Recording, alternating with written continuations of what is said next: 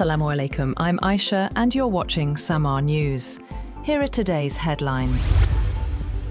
Iran has said that it forced a US warship to turn back from entering the Strait of Hormuz, but a US official denies a report that it was struck by Iranian missiles. Iran's Navy said it had prevented American Zionist warships entering the Strait of Hormuz area by issuing a swift and decisive warning. Iran's semi-official Fars news agency said 2 missiles had hit the warship near the port of Jask at the southern entrance to the strait, where Iran's Navy has a base. But a senior US official immediately denied the report. However, the US Central Command said in a post on X that no US Navy ships had been struck.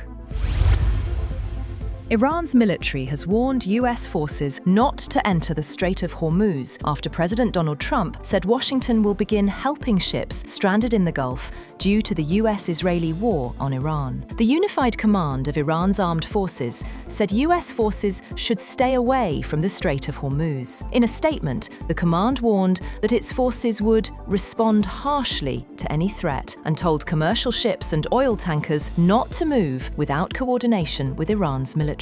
Ali Abdullahi, head of the Unified Command, said Iran has repeatedly said the security of the Strait of Hormuz is in its hands and the safe passage of vessels needs to be coordinated with the armed forces.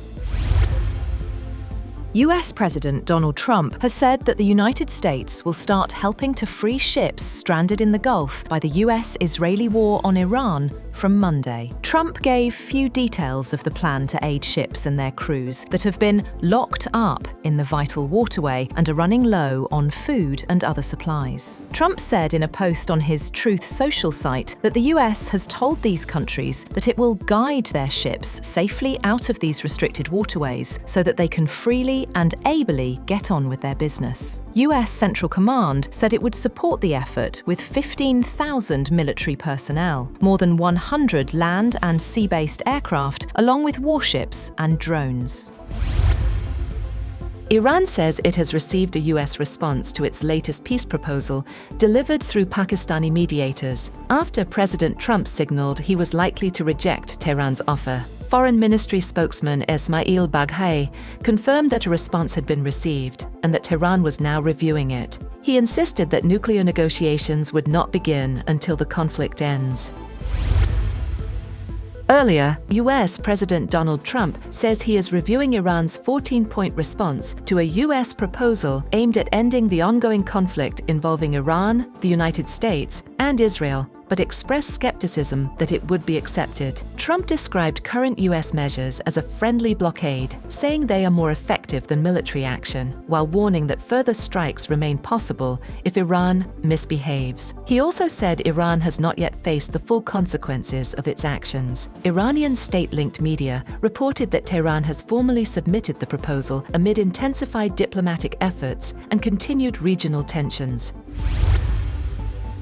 Pakistan has confirmed that it has received 22 crew members of a seized Iranian container ship from the United States as part of a confidence-building measure. The US transferred 22 crew members of the seized Iranian container ship MV Tuska to Pakistan for repatriation to Iran. According to the Foreign Office spokesperson, the individuals arrived in Pakistan last night and will be handed over to Iranian authorities today. It described the move as positive at a time of heightened tensions between Washington and Tehran. The Foreign Office said the Iranian ship will also be brought back to Pakistani territorial waters after necessary repairs and handed over to its original owners.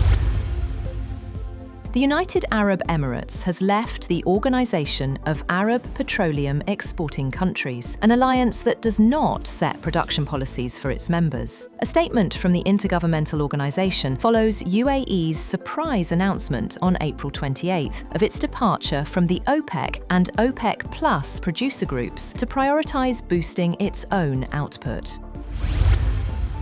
At least 10 people have been taken to hospitals following a shooting at a party at a lake near Oklahoma City. A police spokesperson for Edmond, Oklahoma, Emily Ward, said authorities received multiple reports of shots being fired at a gathering of young people near Arcadia Lake. Ward also told the news agency that in addition to the 10 people taken to hospitals, more may have driven themselves, adding that victims were in various conditions.